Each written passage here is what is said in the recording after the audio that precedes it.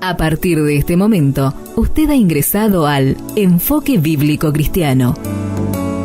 Un programa para analizar la realidad y volver a los valores morales y eternos de la palabra de Dios. Enfoque Bíblico Cristiano es una idea del pastor Carlos Aguilera, quien ya les da una cordial bienvenida en Radio de la Fe, una sintonía del cielo para bendecir tu vida. Hola queridos oyentes de la radio, estamos transmitiendo desde Santiago del Estero en la República Argentina por FM 105.7 Radio de la Fe. Nuestros estudios están ubicados en Salta 433, Altos de la ciudad de Santiago del Estero, y desde aquí transmitimos también a través de las redes sociales para todo el mundo, así que también puedes compartir este video con tus contactos para que ellos puedan ser bendecidos con la palabra de Dios. En este día, como todos los miércoles, tenemos el Enfoque Jurídico Internacional entrevistando al doctor Pedro Basbús con un tema de actualidad. Pero antes de entrar en este tema, quiero compartirte una reflexión espiritual. Estoy leyendo en el libro de Génesis, el capítulo 50 y versículo 20, palabras que pronunció uno de los personajes más conocidos de la Biblia y del Antiguo Testamento, José. Él dice a sus hermanos: vosotros pensasteis mal contra mí, mas Dios lo encaminó a bien. Luego, en el Nuevo Testamento, el apóstol Pablo escribe en su carta a los Romanos, capítulo 8 y versículo 28, sabemos que a los que aman a Dios, todas las cosas les ayudan a bien. Claro, te voy a refrescar un poco el concepto, el contexto de este pasaje bíblico donde nos habla de José. José era uno de los personajes más conocidos de la Biblia. Él vivió aproximadamente 1800 años antes de Cristo, y el tema que resalta aquí es el odio que sus hermanos le tenían a José. Un día el padre de José lo envió a ver cómo estaban sus hermanos, los cuales se encontraban cuidando los ganados de su padre. Tengamos en cuenta que esto era una sociedad bucólica, pastoril, y vivían ellos de la cría de ganado. Eso implicaba que los hijos tuvieran que alejarse muchas veces del hogar buscando pastura para los animales. Y el tema es que una vez que su padre lo envió a José, cuando sus hermanos lo vieron que se acercaba, tramaron matarlo al hermano al cual odiaban, que en realidad lo odiaban porque ellos lo veían como el preferido de su padre, y realmente su padre amaba mucho a José. Pero cuando ellos estaban tramando matarlo, salió uno de sus hermanos teniendo una mejor idea. ¿Para qué lo vamos a matar? Mejor vamos a venderlo como esclavo a los madianitas. Y entonces una columna de beduinos del desierto que pasaban por allí hicieron negocio con estos judíos y vendieron a su hermano. Su hermano fue llevado como esclavo a Egipto. Allí lo compró uno de los capitanes del ejército del faraón, que se llamaba Potifar. Lo llevó como esclavo a su casa, y como todo lo que José hacía lo hacía bien, llegó a ser el mayordomo de la casa de este militar del imperio más grande conocido en la época. Allí la esposa de Potifar se enamoró de José y tuvo un problema en el cual fue acusado de intento de abusar de la esposa de Potifar, cuando realmente era la esposa la que lo acosaba a él. Pero este incidente lo llevó a la cárcel a José, y parecía que cuanto mejor se comportaba José, peor le iban las cosas. Sin embargo, hay una expresión que se repite una y otra vez en la vida de José. Cuando sus hermanos lo metieron en un foso, en lo que llamaríamos hoy nosotros un aljibe, estando allí en el fondo de lo que podía llegar, en el temor que le producía estar allí solo en aquel lugar, la Biblia dice, pero Jehová estaba con él. Y en la cárcel, cuando también experimentaba los temores y la soledad, está esta expresión, pero Jehová estaba con él. Y creo que este es el secreto de la vida de José y el secreto de toda vida, que en las circunstancias difíciles, adversas, que nos provocan temores y angustia, experimentar la presencia de Dios en nuestras vidas. Bueno, los años pasaron, José se ganó la confianza del faraón y llegó a ser el primer ministro. Diríamos, José llegó a ser como un ministro de Hacienda, un ministro de Economía que administraba todas las riquezas de Egipto. Así fue que, pasando el tiempo, un día hubo una gran hambruna en Canaán, donde residían su padre y sus hermanos, y ellos, buscando alimentos, llegaron a Egipto. Así tuvieron que confrontarse con su hermano José, claro, con todo su atuendo real, con todo el cambio que había producido en él, llegar a ser una de las personas más importantes de aquel imperio. Sus hermanos, con sus vestidos pastoriles, con su hambruna y todo el contexto en el que estaba la escena, no reconocieron a José, pero José sí los reconoció a ellos e hizo todo lo necesario para que ellos pudieran recordar aquel incidente, recordar todo lo que le hicieron a él. Y hay una escena tremenda allí cuando José se aparta a solas y llora por sus hermanos y el recuerdo, la evocación de todo lo que había sufrido para llegar hasta ese lugar. Y es en este contexto que él le dice a sus hermanos: vosotros pensasteis mal contra mí, pero Dios lo encaminó a bien. Y es tal vez pensando en escenas como estas que el apóstol Pablo dice: a los que aman a Dios, todas las cosas les ayudan a bien. Esto es, a los que conforme a su propósito son llamados. Claro, es notorio cómo sus hermanos, al reconocerlo a José, lloraron, se arrepintieron. José los perdonó, y lo notable de esto es que les dio para que vivieran en las tierras, en las parcelas más ricas de Egipto, lugar donde ellos pudieron apacentar sus ganados y pudieron no solamente ver un crecimiento en sus ganados, sino también en un crecimiento poblacional que luego, pasado muchos años, los llevó a un conflicto con los egipcios. Pero hasta aquí quiero llegar en esta historia y llevarte a una comparación, a una ilustración con el Señor Jesucristo.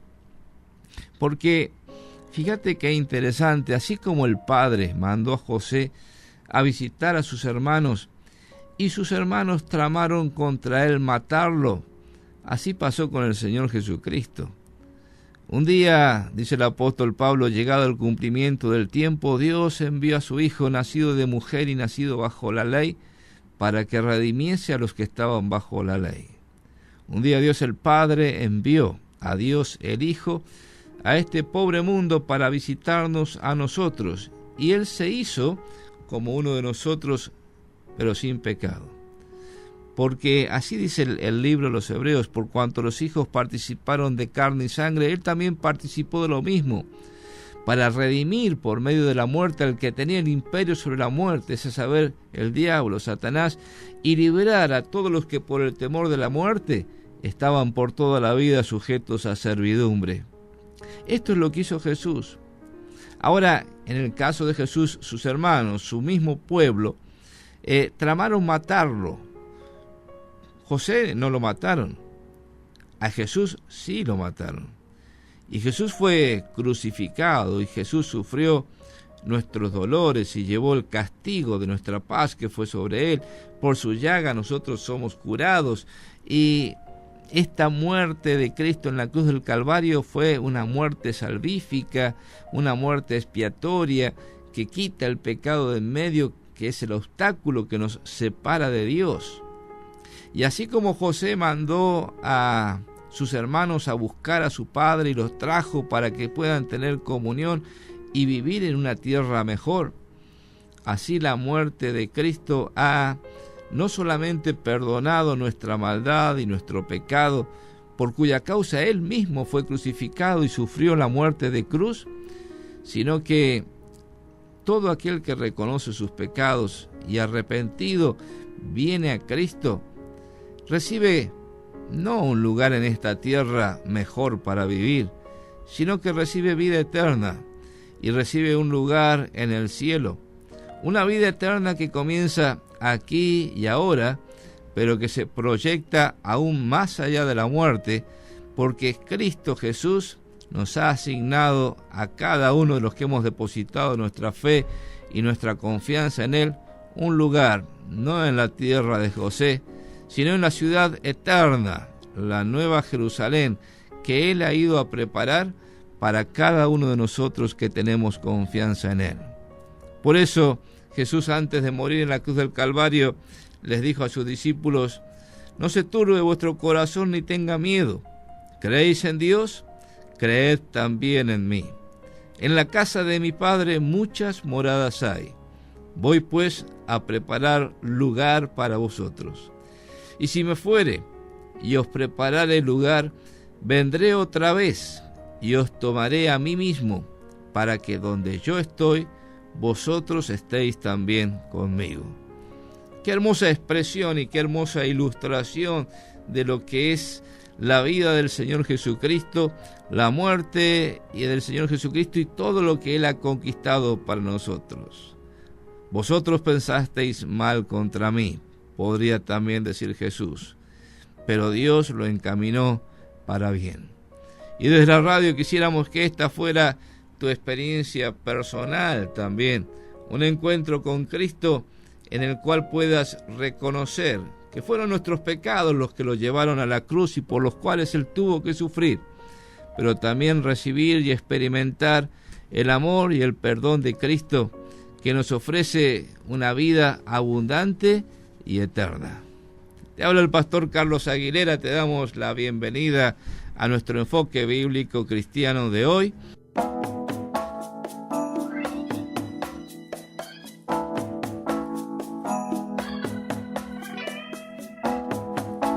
Continuamos con nuestro programa, ya con la presencia del doctor Pedro Bambús. Bienvenido, Pedro.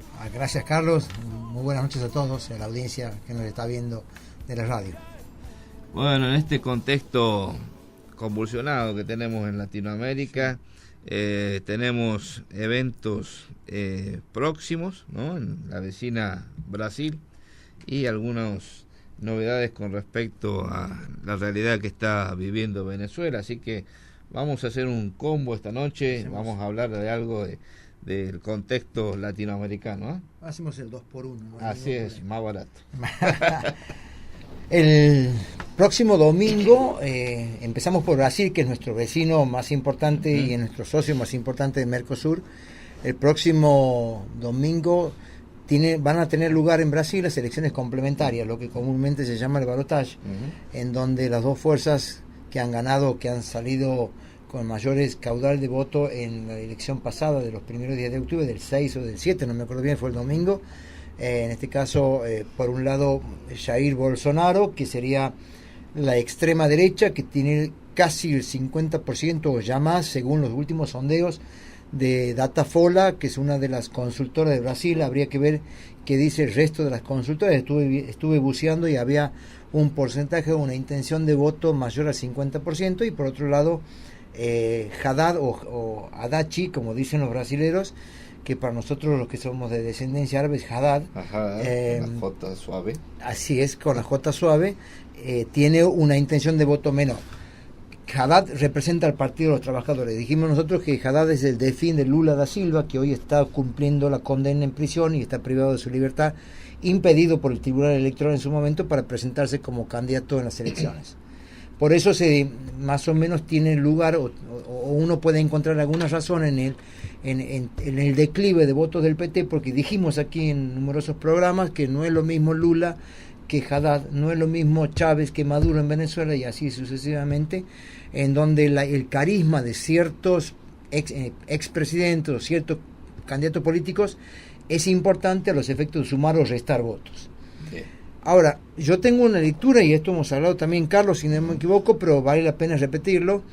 Uno se podría preguntar por qué triunfa el candidato de la extrema derecha en Brasil.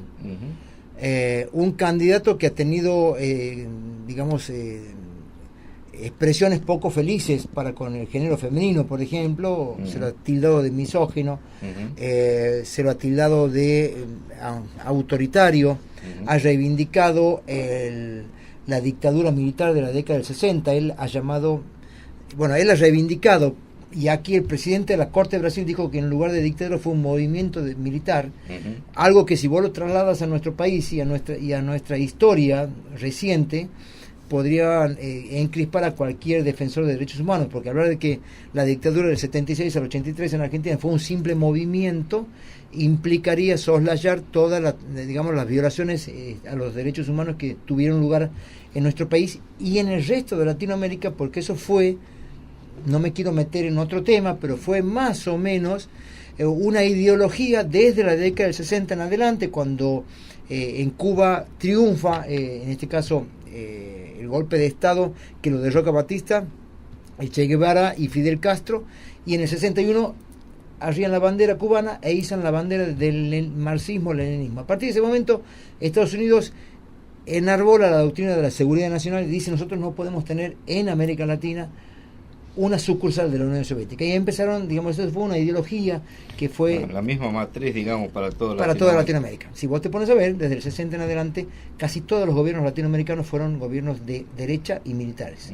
De todas maneras, es otra historia. Ahora bien, ¿por qué triunfa este candidato? Bueno, uno podría decir, el electorado brasilero, y esto puede pasar a nosotros, en definitiva, lo que dijo Nixon en el 70 se está dando en Latinoamérica, lo que pasa en Brasil pasa en el resto de Latinoamérica. El electorado brasileño dijo: estamos cansados de la corrupción, estamos cansados de los gobiernos populistas que han sido, signados con la misma ideología.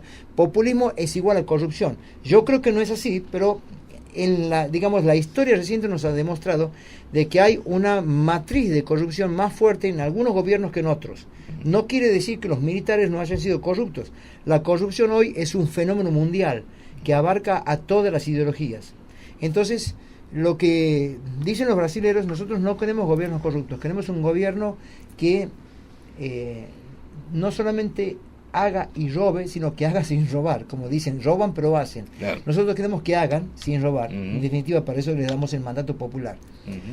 Pero hay otro costado, que es la inseguridad. No sé si lo dije aquí, pero Brasil es, creo que, el primer país con las 20 ciudades más peligrosas del mundo. Con lo cual, esto, a la larga o a la corta, incide en el votante, porque quiere caminar seguro por su calle, y es lo que pasa en nuestro país también. Entonces, en algún momento, un gobernante que te diga: voy a estabilizar la economía, prometo hacer esto, prometo aplicar mano dura para la delincuencia. No entremos en la definición de mano dura o mano blanda, porque es otra matriz que podríamos conversar en otro tema en la radio. Pero para el votante común, que no sabe si vuelve a la noche cuando sale a trabajar, o no sabe si va a sufrir un atentado cuando vuelve a trabajar, si va a sufrir un robo o un atraco violento o lo que fuese, dice: bueno, me está prometiendo, ya conozco lo que ha pasado no me ha brindado seguridad. ¿Qué es lo que va a venir? No lo conozco, pero por lo menos le voy a dar un voto de confianza a eso que va a venir, que me dice que va a aplicar mano dura a la delincuencia, que va a tener ortodoxia en el manejo de las finanzas, que va a tener libre mercado, que va a combatir la corrupción. Bueno, el tiempo nos dirá si evidentemente la promesa que se dice en campaña es llevada a cabo. Ahora, hay otro detalle. Bolsonaro está apoyado en el Congreso por las 3 B larga. Ujú. El buey, la Biblia y las balas. Ujú. Vos me dirás qué tiene que ver esto con este candidato. El buey serían los diputados del agro o de la agroindustria o de la ganadería que lo apoyan en el Congreso. La pata empresaria. La pata empresaria. La Biblia son los diputados evangélicos, todo este movimiento de las iglesias, esta revolución que hay en Brasil con esas iglesias que han surgido y tenemos aquí en Santiago del Estero muchísimos Se iglesias. calcula un 24% de población evangélica. Más o menos. Fíjate que es tan importante y tan poderoso desde el punto de vista económico que, por ejemplo, hay una novela que se hizo que no sé si es El Sultán o algo parecido, que fue patrocinada por la iglesia. Moisés, Perdón, tenés razón, Moisés. De la Iglesia Universal. De la Iglesia Universal. Bueno, para que tengas una idea de lo que el minuto en la televisión cuesta muchísimo. Así es. Y esto fue una novela. 2 series, ¿no? Sí, Para que vos puedas, para que tenga digamos, el que nos escucha o nos ve a través de las redes sociales, para que tenga una idea del poder económico que tienen. Entonces, es otra de las patas que apoya Bolsonaro. Y las balas es el sector que apoya la idea de Bolsonaro y de todo, no solamente de Bolsonaro, sino de su vicepresidente, que es más radical que Bolsonaro, que está o que quisiera legislar a favor de la tenencia de armas, como suele pasar en Estados Unidos, con la enmienda 1 o la enmienda 2, no me acuerdo bien, de la Constitución, que dice: todos los ciudadanos estadounidenses tienen el derecho de armarse en defensa de la nación. Por lo tanto, allí es muy fácil obtener la licencia para tener un arma, porque te basas en la enmienda que está en la Constitución. Hay una cláusula constitucional que dice que los ciudadanos americanos tienen que armarse para defender a la nación. Por eso pasan todo lo que pasa, digamos, eso se ha bastardeado con los atentados que hemos visto en Estados Unidos o que tienen lugar de tanto en tanto. Así es. Ahora, esto es muy importante para tener en cuenta para el próximo domingo, que yo creo que de no mediar algún inconveniente, me parece que Bolsonaro tiene, como dijo hoy día, estoy midiéndome la banda presidencial. Yo no sé si es una expresión de deseos, creo que sí lo es. Uno no quiere, o sea, no tiene el diario del lunes, pero si uno se detiene en las encuestas, entiende que Bolsonaro tiene todas las de ganar el próximo día domingo. Eso es por Brasil. Bueno, es una buena técnica de marketing, es decir, me estoy midiendo la banda, pero también... Ahora, vos preguntas, y yo he conversado con mucha gente aquí en Santiago, sobre todo con muchas colegas que tengo, y me preguntan qué le ven a Bolsonaro. Es decir, este señor que se lo acusó de misógino, que obviamente que ha tenido opiniones y ha tenido expresiones totalmente fuera de lugar o condenables respecto de la mujer, de la secretaria, de una periodista, la ha tachado de fea, o sea, no se puede, y de los homosexuales, o sea, obviamente hablas de una persona que es intolerante en muchas cosas. Ahora, yo creo, y vuelvo hacia atrás porque esto amerita en tu programa para que lo trates con el enfoque sociológico o psicológico, y no lo soy, no quiero ser atrevido en algunas cosas, pero esto amerita un pensamiento que va más allá. Hay un fracaso de la vieja política, de la política estructurada, y esto está pasando en Europa. Fíjate, ahora en noviembre está la elección de mitad de término de los Estados Unidos, en donde Trump tiene que revalidar su título en el Congreso. El año que viene, o ahora, no sé, no me acuerdo si es el año que viene, creo que es en febrero, están las elecciones en Bavaria, en Alemania. Sí. Bavaria es el corazón industrial de Alemania, es como si fuese San Pablo en Brasil, o por ejemplo en Argentina, Córdoba o Río Cuarto, que tiene la mayor cantidad de fábricas. La parte más rica el sector industrial más rico de Alemania elige gobierno y renueva su parlamento. El nacional, digamos, la extrema derecha, el famoso nacionalsocialismo, que hoy tiene otro nombre, está segundo en las encuestas. Y vos dices, han pasado más de 40 años de la Segunda Guerra Mundial, 50 años de la Segunda Guerra Mundial, 60 años, 70 desde el nacimiento del nacionalsocialismo en el año 30 o en el año 29 con la crisis de la bolsa de Wall Street, y esto tuvo su réplica en la Alemania en su momento con la Primera, Segunda, Tercera República. ¿No hemos aprendido nada? Entonces, no hemos avanzado. La humanidad, en lugar de avanzar, retrocede. Porque si volvemos sobre viejas políticas que han demostrado su intolerancia para con el semejante, quiere decir que la sociedad no ha avanzado, o en definitiva, si ha avanzado, ha fracasado en ese avance. Y esto creo, es decir, reitero, pido disculpas a quien me está escuchando porque no soy sociólogo, pero amerita a una mirada más amplia. Creo que hay un fracaso de la política anterior. Hay un fracaso de populismo, hay un fracaso, digamos, el populismo ha traído corrupción, la corrupción ha traído pobreza, la pobreza ha traído muerte, la pobreza ha traído desilusión, ha traído desigualdad social, todo lo que vos puedas tildar. Y esto entiendo que se sopesa en la balanza y dice, queremos cambiar. No sé si está de acuerdo, pero me parece que es como una neoizquierda que ha fracasado. Es probable, es una definición muy importante, es muy buena tu definición. Puede ser que la neoizquierda, digamos, los gobiernos de un socialismo de izquierda que hemos tenido en Argentina, por lo menos desde el advenimiento de la democracia, con la fractura en la década del 90 con Menem, que fue una política liberal o neoliberal. Pero es que es el movimiento oscilante de la política, bueno, o bipolar. Es el movimiento pendular que muchas veces hemos hablado. Y Argentina está enmarcada en un movimiento de péndulos desde el año 1930 en adelante. Somos conservadores, somos anticonservadores. Somos personalistas, antipersonalistas. Somos peronistas, antiperonistas. Somos radicales, somos peronistas. Entonces somos de derecha, somos de izquierda. Y ese péndulo atrasa. Hoy estaba escuchando a ciertos movimientos políticos en uno de los cortes en Buenos Aires, que Buenos Aires es una ciudad que tiene cortes todos los días, y yo digo, a ver, es un pensamiento en voz alta, no hemos avanzado en nuestro país y tenemos pensamientos que atrasan, y esto no significa denostar al que piensa en forma distinta, sino que yo creo que hay pensamientos, o debemos tener políticas de Estado que no la hemos tenido en nuestros últimos 70 años. La única política de Estado que yo rescato es la política de defensa de los derechos soberanos sobre Malvinas y las islas del Atlántico Sur, que está en la Constitución. Pero después no hemos tenido ninguna política de Estado en estos últimos 70 años. Y aquí englobo a todos los gobiernos militares y no militares que nos han precedido. Así es. Entonces, evidentemente hay algo que nosotros estamos fallando como sociedad. Y bueno, obviamente tenemos el 32% de pobres, tenemos una exclusión de abismal, no podemos seguir discutiendo de inflación en el siglo XXI en Argentina.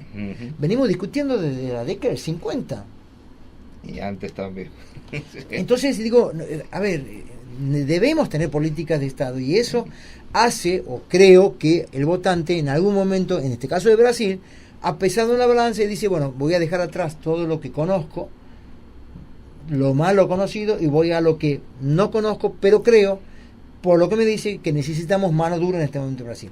El tema es que hay un movimiento pendular en Brasil. Se ha ido desde un socialismo de izquierda y ahora tenemos una extrema derecha.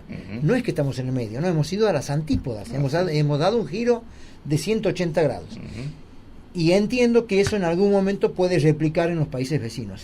Es probable, porque tenemos en cuenta que, digamos, en un mundo donde hoy se manejan por las redes sociales, en donde obviamente la política se hace a través de las redes sociales, se convoca a través de las redes sociales, esto tiene su correlato muy importante.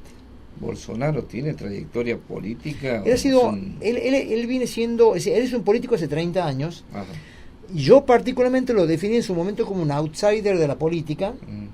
A ver, más que outsider, diríamos, ha sido una persona que no ha sido conocida. No te digo ignoto en la política, pero ha tenido un movimiento que hoy tiene mayoría por el fracaso de los movimientos anteriores. Bien. Y por una, digamos, promesa en su forma de hablar, en su forma y en el programa económico, en el programa de seguridad, que ha pegado mucho en la sociedad, porque la sociedad está cansada de ser víctima de la inseguridad, por ejemplo. Ahora, él hace 30 años que es político. Yo creo que sí, entre comillas, le vale el mote de outsider de la política, porque ha sido desconocido y ha tenido hace pocos años recién un crecimiento importante que tiene su correlato con el encarcelamiento del líder del PT. Y también el incidente, ¿no?, que lo catapultó, bueno, y lo también hizo conocido cuando el incidente, el atentado, el intento de homicidio, el atentado en contra de su vida, que eso también obviamente ha incidido en su momento. No sé, que ha sufrido la inseguridad en carne propia. Así es.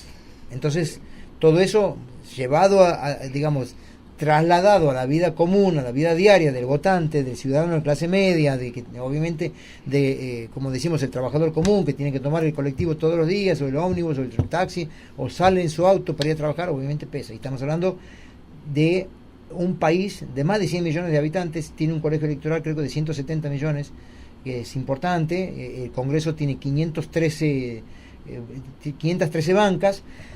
Fíjate vos que el PT, que era el partido mayoritario, tenía solamente el 16% de esas 500 bancas, para que te des una idea de cómo está fraccionado hoy la política en Brasil y cómo está, digamos, la grieta calado tan hondo que hoy no hay mayoría, y si Bolsonaro asume, no va a tener mayoría en el Congreso y va a tener que, digamos, acordar con los otros partidos. Por eso es importante ver en esta semana que vamos a tener a partir de mañana, del lunes, cómo se termina de tejer las alianzas en Brasil de cara a las elecciones del día 28.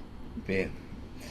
Bueno, y hacemos un compacto de la situación de Venezuela.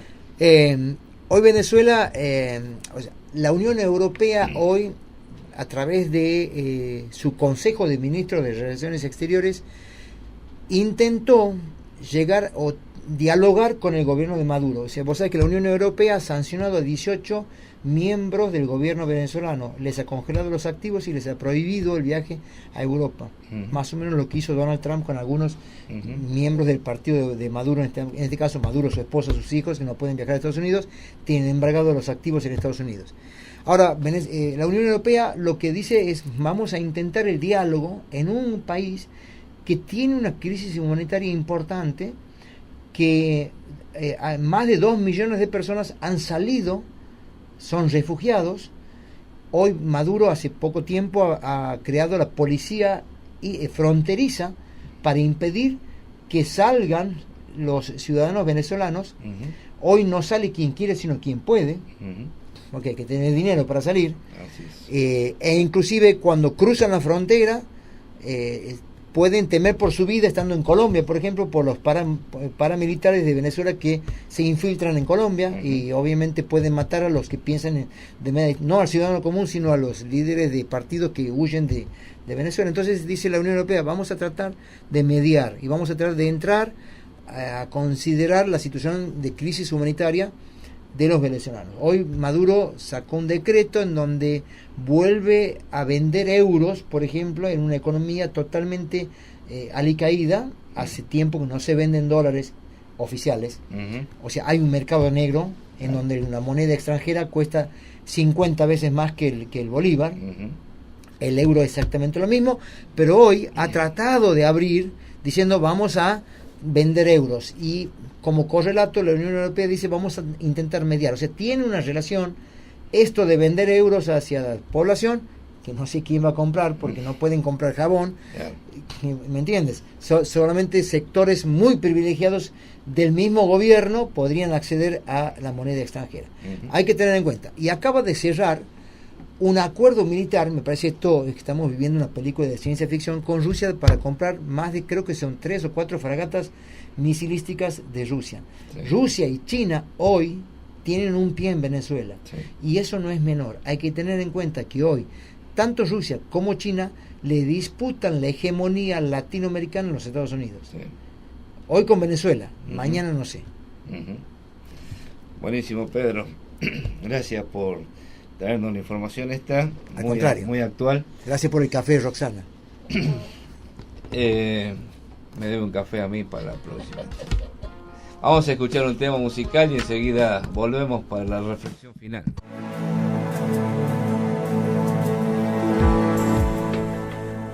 Llegamos al momento de la reflexión final en nuestro programa y quiero compartirte un texto que está en el Salmo 68, el versículo 19. Dice: bendito sea el Señor, día tras día lleva nuestras cargas el Dios de nuestra salvación. Es un hermoso texto que nos llama a poner nuestra confianza en el Señor, que lleva nuestras cargas, o podríamos traducir también, nos lleva a nosotros y nos soporta sobre sus espaldas. Esto me hace acordar, meter reminiscencias de la niñez, cuando estábamos en la pileta con la familia y mi papá me tomaba de la parte menos profunda de la pileta y lentamente íbamos caminando hacia la parte más honda, donde ya no podía hacer pie, y me daba mucho temor y le gritaba: papá, no me sueltes. Mi papá decía: no te voy a soltar, te tengo agarrado, te lo aseguro. Y lentamente me iba introduciendo en la parte más profundo, donde el agua ya me tapaba la cabeza, y me aferraba fuertemente a su cuerpo, pero yo veía que él también se iba hundiendo cada vez más, hasta que el agua le llegaba hasta el cuello, y entonces empezaba a gritar: nos vamos a ahogar, nos vamos a ahogar. Y era cuando entonces mi papá empezaba a nadar y a cargarme sobre sus espaldas, pero yo igual seguía teniendo miedo.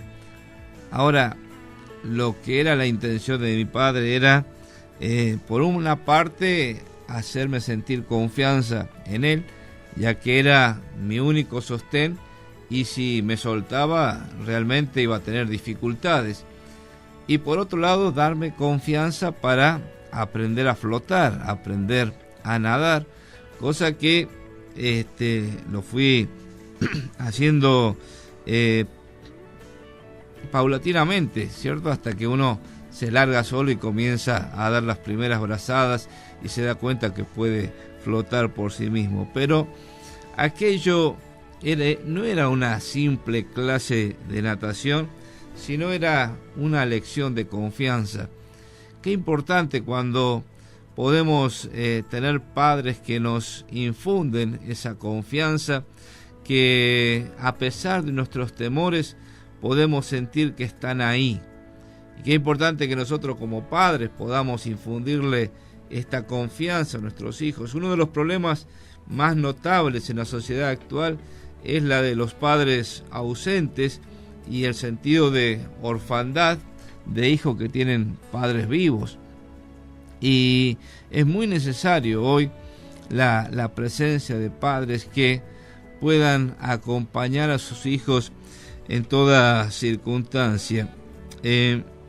Cuando siento que una dificultad me tapa la cabeza, recuerdo aquellos momentos y eso me ayuda a tener presente las palabras tranquilizadoras del Señor a su pueblo, cuando en Isaías capítulo 46 versículo 4 dice: yo mismo los seguiré llevando hasta que estén viejos y canosos.